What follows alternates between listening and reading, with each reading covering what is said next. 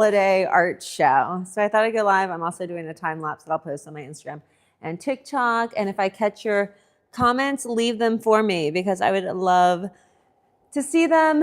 And here we go.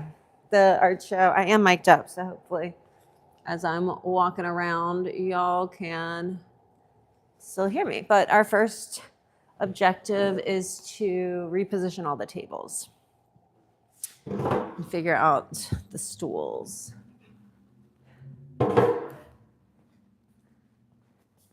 And then get tablecloths. This is my first time ever hosting a holiday sale in Molly Sanyour Ceramics Studio. It's my first holiday having Molly Sanyour Ceramics Studio. So, these all stacked up. I love having everything on wheels. Now, during the holiday show, it is also a time for our 4-week holiday session students to come in, sand their pieces, and then take them home. So our students will be coming by. We'll have a sale. We're new here, so not sure who will be in attendance, but I hope if you're seeing this that you will tell all of your friends, especially if y'all are in Atlanta.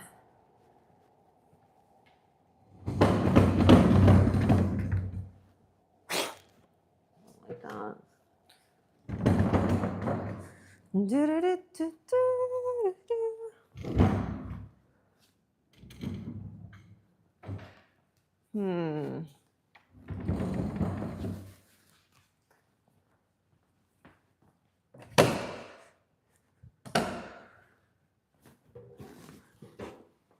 Stools.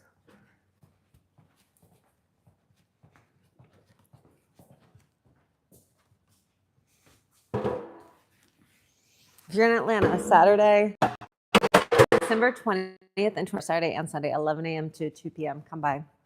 And you can see all this transformation in real life. So for the art shows, we usually wheel everything also out of the way, but lock on.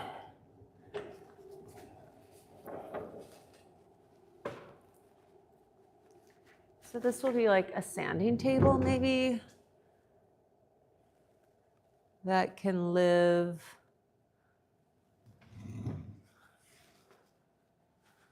this will live over here.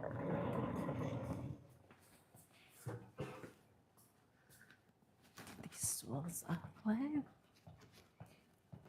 And it's fun because I hear the kiln vents going. The kilns are all firing glaze kilns right now, so that they'll be ready for students to pick up on Saturday and Sunday alongside this art show. So every time we've done a student art show, we reconfigure it a little bit each time. I'm just kind of thinking about making this back table a sanding area. I really want to have I don't think I'm going to have room for that table there.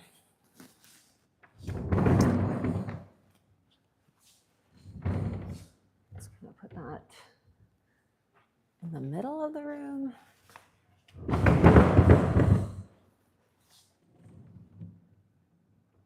These here.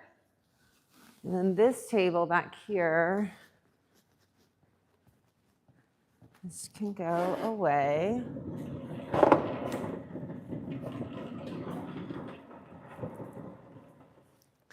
This goes with the stools. Then I've got to get all the artwork. Any questions as I'm walking by? Let me know. So I'm Molly Sanyour. I'm the artist. I'm the pottery studio owner. And this year I really haven't made, I would say, a lot of new original art. more so, I've leaned on pieces I'm familiar with creating. Since opening in March, I've made a few more handmade butt pieces, like butt mugs. I made the butt mug that Lizzo made famous, and then I did a Kickstarter to make the butt mugs. And now Atlanta Magazine named them Best of Shopping. I'm really excited about that. So I've made some butt mugs, some butt cups, some butt planters. And then I did make a few new pieces. I also dove back into my Winter Wonderland trees because those are always a holiday hit.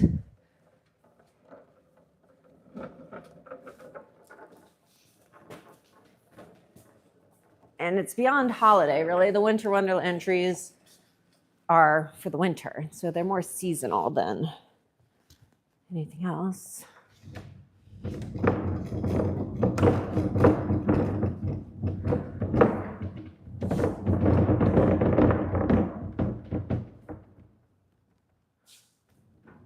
All right, this will be for students to sand their work on. We'll cover this, the different tablecloth. I think this will be the bar. You can't even see that over there. This over here. These are the wheels. I think I'll make the bar over there, sanding area. We'll get this out of the way.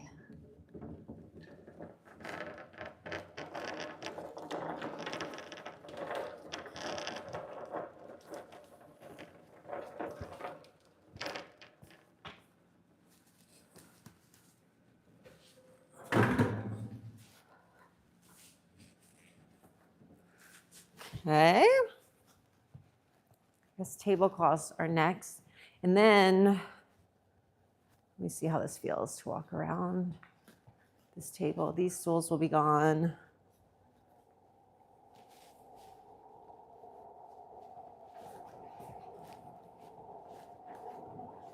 That I can kind of swivel around. This will go more like here. And this can be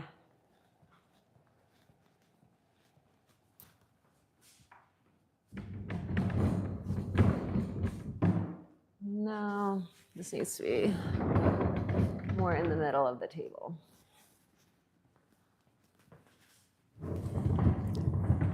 Because once you lock them in, that's where we're going.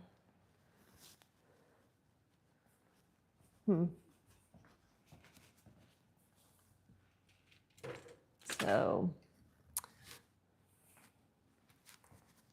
just trying to imagine artwork, artwork, artwork, walk around, artwork, artwork. Shop, shop, shop, shop, shop, shop. All right, let me go get the tablecloths. Let's see this. The only bad thing is I have to wait to get my garlands to really decorate, but where are those tablecloths?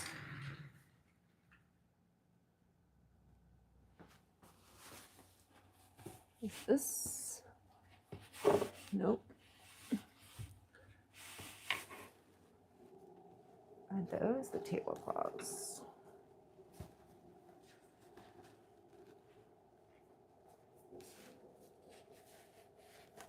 Now I put all the stools away.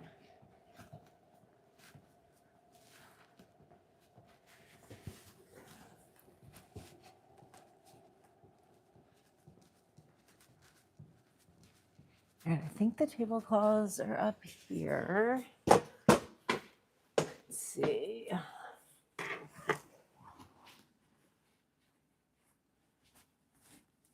And that might be different. Let's see. Only one way to find out.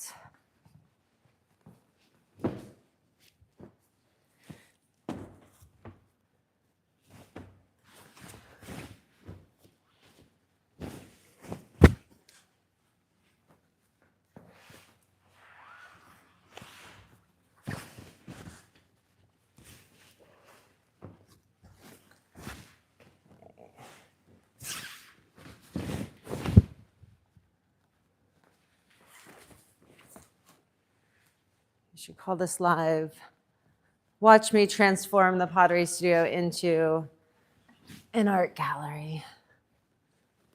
Now I just gotta get this straightened up.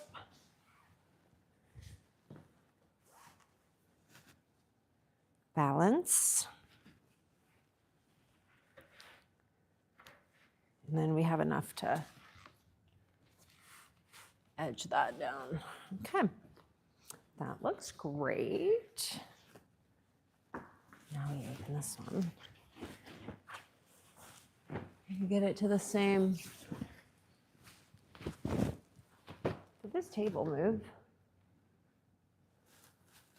Gotta get this in place and lock it. Oh, hi. Oh, hi. Hey, come on in. Just know you're on my live. I'm on live, setting up for my art show. How are you? I just wanted to let you know I watched the Between Two. Come introduce yourself. Another Potter's joined me. Hi. Look at you. I never fit in the phrase. That's amazing. I wish I knew what that was like. Saw the Between Two viewers. Yes. How'd you find it? Mike is so. I've been watching it on and off for quite a Did you follow Mike first? Oh, thank you. Did you follow Mike first, or did you just find a pottery podcast? Following him for a while. I didn't know he had it for a while. Yeah, it seems to be. Although I do thinking this Between Two urns would have been. I was like, am I missing between two yours? I don't know that phrase, but I love. Zach Galifianakis did a thing called Between Two Ferns. Oh, And that's where I was thank like, you. I knew I was missing. go with two ferns. Yeah, because they're two pottery Two on point. things. Well, shoot, I freaking love that you saw it. Because it's like you never know who sees those things. Like I'm going live, and we'll never know who sees this. I kind of more so post for my own memory to be like, remember my first art show? But look at that height. Look at that height. They can never take that away from you. And I'll never get any. Are you coming by Saturday, Sunday? I'm doing a studio sale. Oh, excellent. That's what I'm prepping for. Yeah. We don't have any more classes. For your students? No, it's for me. You? Oh, nice. For me and all the, I'm bringing, you collect all the pots, so you got to sell them. Oh, yeah. And I haven't done a sale. I still have like probably 10 boats in my basement that I did. Well, I was talking to Conan, who's our coffee guy, about y'all doing like a matcha something. Are you doing his coffee mugs or? Yeah, I've had everything in the world for a studio except a studio. That is hard to believe, having decades in clay, but you don't have your own studio. No. That is. Because I'm teaching it everywhere. But that's when you like need your. Yeah, but don't you want your own to like do your own stuff? Well, yes. Make your own mess and not have to clean it up. So yeah, but I mean, you work on their cone 10 gas kilns And yeah, let that's them- hard. Let them pay for the on the glazes and stuff. All But the you goods. give up a lot of control. What do we think of? Hirings and stuff. In fact, I just put a thing up on Facebook that I dropped a small cup that I'd made probably 5 years ago. I really like to see the thinness of it, but I was looking at it going, this is carbon core. I'm like, man, I don't know how it lasted as long as it did. So, but anyway. That is so cool. Well, so what are you working on these days? I'm doing it in my sunroom, and I was just telling Colin that after the holidays, I'm gonna need some help with some light construction to make it. I was gonna buy a prefab shed. Oh, yeah. Yeah. But they had to have 12 feet, and our driveway up the back alley is 6. Stop. Just, So are y'all going to custom build? yeah.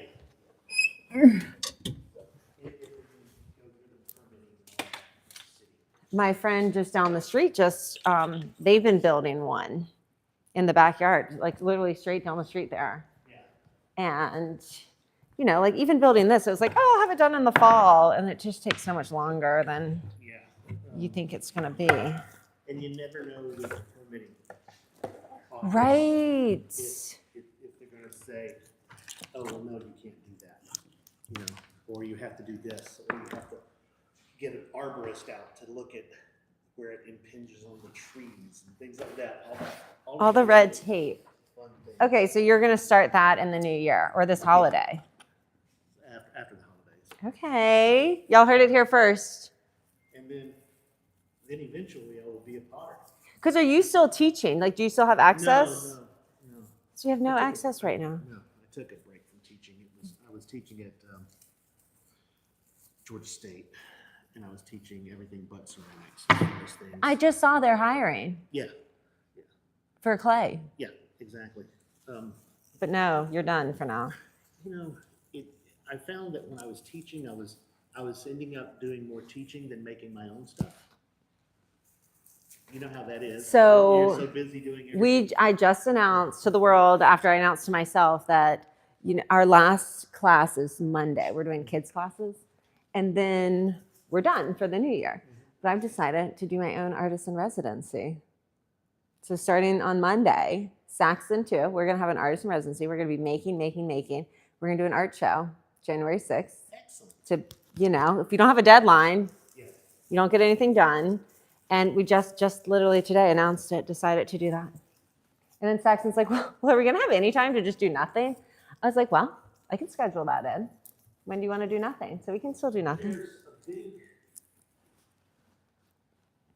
I think there's a big plus of sitting and working. Well, so Monday is like our first official off day. And so Tuesday, we're going to go to the High Museum and spend a morning and get inspiration. Also go to Carlos. What's that? Carlos Museum at Emory, on Emory campus. I keep hearing about Emory's. I've never been. It's a great, they've got really good ethnographic stuff, pre-Columbian.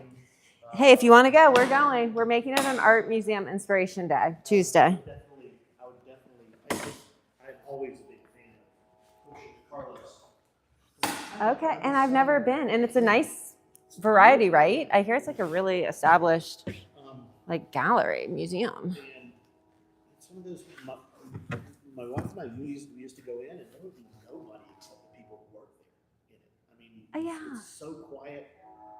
It's crazy. It's so nice. But yeah, they have a really good stuff. I love pre-Columbian stuff. I'm sure Saxon showed you like his inspiration on his. I love that he, searches cultural art and artifacts, and so hopefully, like I really have no idea what I'm going to make. Part of me, Perry said we can decorate that hallway or use it, but he doesn't want pedestals. So I'm like, well, don't challenge me with some wall art. So I started making these, which I had made before, these wall pockets. And then my vision is to have like multiples of them, but that hang, maybe stagger, but like an installation of multiples. And then at the end of the hall is the florist. And she said like when they are done events and people bring back the flowers that she would just. That's perfect. So I'm like, what else can part of me is trying to think of wall art, ceramic wall art. What is that? And like pieces that like not a mug. Well, the weird thing is that platters, I've seen a lot of people do big platters, and you put them on the wall, and they become, it takes them out of the functional platter realm and puts them in the art. Yes, like if this was, but like multiples. I was telling Saxon as like a canvas to paint he could do that, but I hadn't thought of that. Yeah.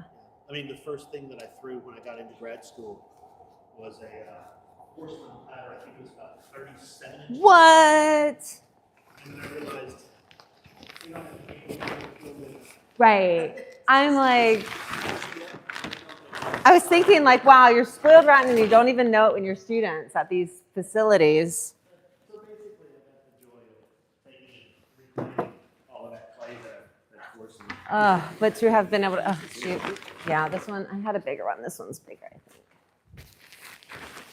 Glaze on those bun cups. Those are mass produced. So I didn't glaze those. I did a Kickstarter. Lizzo made them famous, and I got sick of making them, and I kept upping the price, and people kept still buying them. So I did a Kickstarter to then mass produce them to bring the price down, and I wouldn't have to make them all. So the glaze is a little different. Which I told Conan, I told Conan to consider that. Like if you were to make the prototype of his matcha bowl, Yeah. and then I have a person that can find a way to adjust. Molly Hatch. That name sounds really familiar. She did some stuff, and she sold the rights, I think, to anthropology. And most everything that she had was done in China. Yeah, they find the manufacturer. I made 2 originals, sent them over. I got to give notes, and we went back and forth on the glaze a little bit because I do really like a white glaze. And the first one they gave me was kind of like matte, which I think people like a matte. This one to me gives a little bit of a blue hint, but Yeah, I like the slightly blue. I'm a big fan of. okay, well, good, because I'm like, wasn't my intention. Well, a perfectly clear glaze is such a pain to deal with. Tell them. They're like, Molly, they are all a little scared of my clear glaze because we have had some issues. I've had some where if it gets thick, it'll go kind of blue. Yes. And it's like cloudy. Blue and cloudy in the textures and stuff. Which I'm a little nervous that we have a whole kiln to unload soon. Kiln 6 kiln called Kitten's Clear. And I think it was done, though I got it as a recipe from, oh God, her name just escaped, fell out of my head.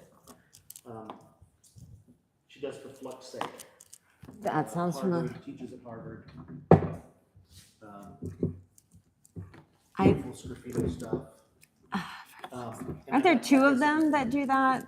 Like a podcast or something? We have materials workshop, ceramic materials workshop. And then you have Kathy King is her name. Okay. Oh my gosh, that's my former coworker. His name Kathy King. So, she, but I got her, it was a glaze that was recipe that was left behind at Georgia State. And that's a very, I don't know if it's the same glaze that she always uses, because every time somebody, if I give you a glaze, you're going to tweak it the way you want. Yeah, not But me. it's I just like follow it because I don't have the brain capacity to like really. It's a really good, stable. I haven't really had any crazy on it. I've used it from, and it's the Cone 6. Don't you? Cone 6. Yep. Yep.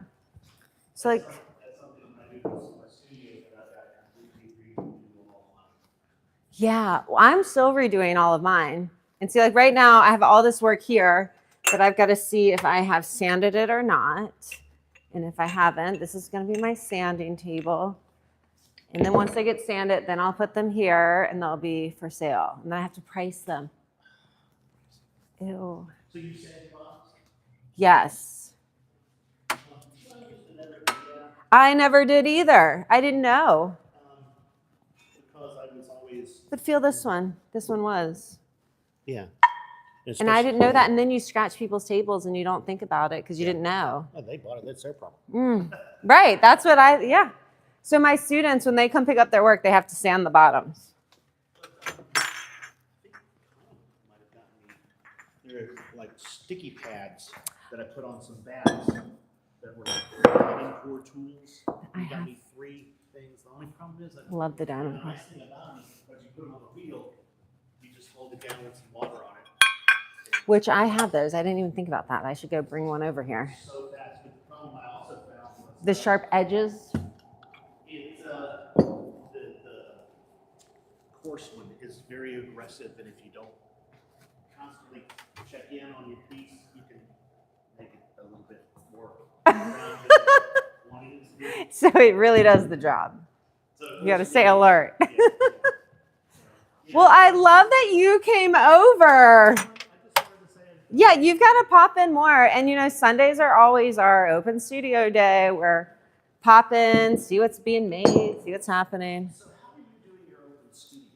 Is it Open studio currently is for students who are in an ongoing class. So like usually the 8-week classes, but we just had a 4-week class. So if you're in an ongoing class, it's extra studio time.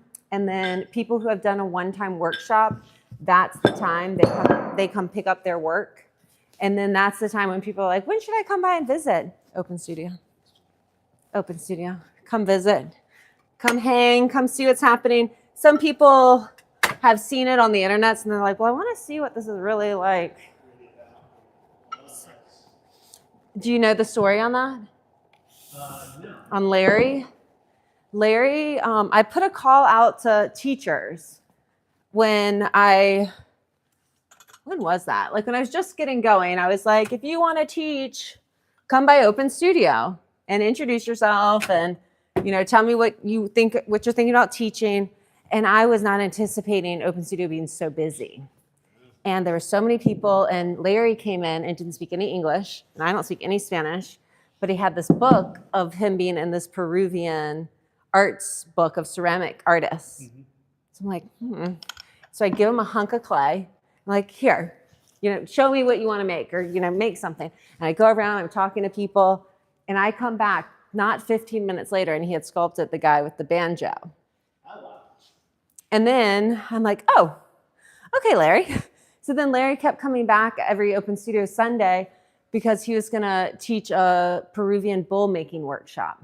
Mm-hmm. So I have the teachers do a free 30-minute intro workshop just for them to get the bearings, for people to get to know them, for us to promote the full workshop. So he came for that and he taught people, and then he ultimately led a workshop. So between the two times of his actual workshop and him coming in and prepping for the workshop, he's like, can I take some clay home just to make this? So I don't even know what he had said. But I give him a bag of clay, and he comes back the night of his workshop with this unfired sculpture that I'm like, what? It didn't even fit in. It was this too tall. So I had to put it on its back, and it fit perfectly. Oh, nice. So he keeps saying he wants to come paint it, but I like it just how it is, to be honest. I did one as an example, basically kind of the same motif, and I just did an iron wash. Well, I mean, I'm sure he has a vision for what he wants to do, but I just love it. I like the white aesthetic. Yeah. And then he brought these whistles he had made. They weren't fired, like to the left of his name tag right there. Yeah. He came in with that and these little sculpted whistles of these. Look at these little animals. Yes. Well, and they all make a different tone. Yeah. Look at them. So he was a really cool, and then his workshop, one of our students took his workshop, and then it inspired her work to really take that sculptural shift because she did the bull, which was really fun. So see, my goal is to kind of also... I like seeing people's references and their take on their references. I love seeing... Yeah, like when you taught, what was your curriculum? Like what did your students? Well, it really depended on where I taught and who I taught. At one point in time, I was at Chastain Arts Center. I was teaching, they call it intermediate to advanced, but it was the same with the people that I had taught. And basically, my way of dealing with them was, what do you want to make? And I'll show you how we can figure it out. But at Collinwald, I was teaching beginners, ranked beginners, and it was technique. Well, you said you did the university level? Yes. So what was their assignments? Yeah, because like them, you could be like, take this fine art and... Because, when people are taking it like here, not getting graded. Right. I know. But the former teacher in me, I stand here. Some of them have told me that I give them PTSD from school because I am so closely removed from being a high school ceramics teacher. I'm like, okay, are you here today, Sarah? And what are we making? And what's your goal? And let's make for that art show.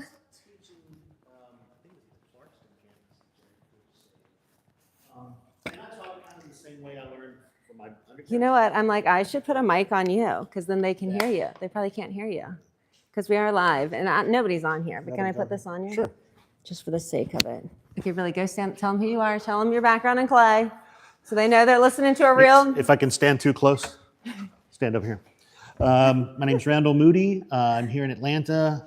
I got my BFA from the Southern Illinois University in Carbondale under Harris Deller. Then we moved to Atlanta for my wife to go for her master's, and then I ended up going for my master's at Georgia State under oh geez, Mark Burleson, who I don't think does clay anymore, and Christine. I'm so bad at this.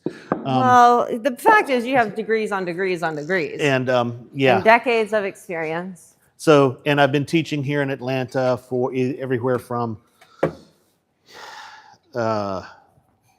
Georgia State to most all of the craft centers around. So Yeah, and then Randall's son is my neighbor at the studio. Well, both of them are actually. yeah, so I'm kind of on the hook for their plates and coffee cups and things of that nature Hey, as you well. say it again louder. Claim it. In this new year, all of them will have plates and. Well, I mean, it's a built-in audience, I guess, would be a a built-in market. Yeah. So Built-in fine dining restaurateur. yeah. Top tier and like, yeah. Yeah. So it'd be dumb for me not to. It really would. I just, yeah. And they're probably just twiddling their thumbs waiting. Well, oddly enough, I think I have 20 plates that I've thrown for miles that are already bisque fired that I need. At least now you can take them and glaze them all as one set. Yes. Because they're all just made, so you just boom, boom, boom. Yeah. But picking out, the What's hard the part vibe? for us is the color palette. And Right. and for him, and I use a Why just do white as I'm looking at my collection? It's kind of. well, the thing is that I use a cone tin clay that's got iron in it, so if I use a white, it looks speckled, and a lot of people think if it's speckled, it's dirty, but it's I'm that like, type of people thing. love the speckled. Yeah, so there's a different way of thinking about it. But when I was teaching at the university, the ceramic stuff, Yeah. I said you have to have, for your first critique, you have to have 100 bowls of a certain size bisque fired. What? How long would you give them? Probably like the first quarter of the semester. Okay. 100 bisque because, okay. But so 100 bisque- quality, the trick was 100 quality bowls bisque fired. Okay. So, and then after that, all of those bowls became test tiles for glazing, their glazes. etc.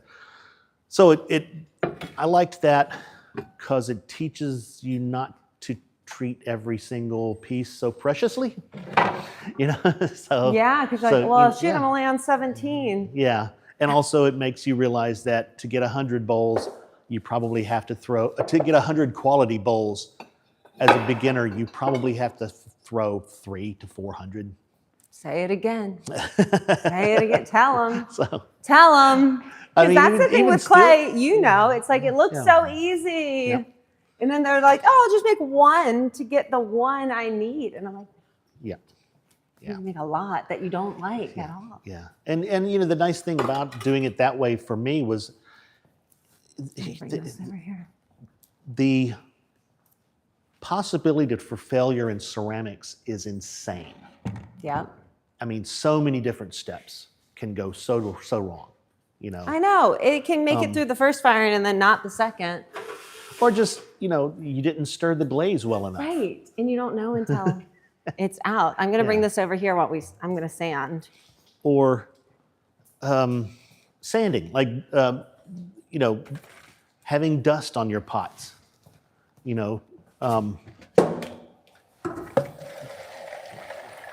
etc. Just silly things that can go wrong that you just don't think of. So And that's why after people take a class, then they're like, oh, now I see why that mug costs more than $5 that I get at whatever. Put this here. Okay, here we are now sanding. I always loved when I was up in Illinois. People would ask, so how long did it take you to make that? Yeah, what's your it's answer? like- What is your answer? I've been taking ceramics for 4 years, A so 4 lifetime? years. Yeah, to make this to one. make that one, 4 years. Which is so crazy far. because I had this these students this time that had never taken clay, and they crush it. And I'm like, that's not normal. And they don't know that it's not normal because they're crushing it. And I'm just like, took me Well, forever. you know, honestly, Is this going to be, maybe I'll end this the live. first I'm gonna time- end this. Okay, bye. the first time I sat down at a